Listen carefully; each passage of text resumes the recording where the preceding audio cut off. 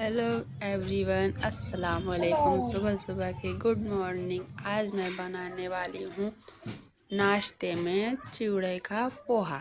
ये है चिवड़ा। ये 3 बड़े कांदे हैं। अपने टेस्ट के हिसाब से हरी मिर्ची काट लेंगे। ये मैंने धनिया काट के रख लिए हैं।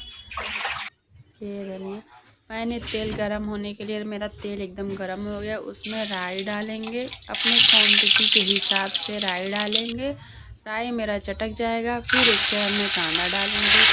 कांदा डालने के बाद मिर्ची डालेंगे। फिर प्याज हल्का सुनहरा हो जाएगा, फिर उसमें हल्दी डालेंगे। स्वाद अनुसार नमक डालेंगे। कड़ी पत्ता डालेंगे। ये मैंने पानी टब में लेकर और उसमें चिवड़ा तुरंत धो के ना ऐसा निकाल ली थी। ज़्यादा टाइम पानी में चिवड़ा रखने से ना चिवड़ा एकदम वो हो जाता है। फिर मैंने चिवड़ा डाल दी थी और मैं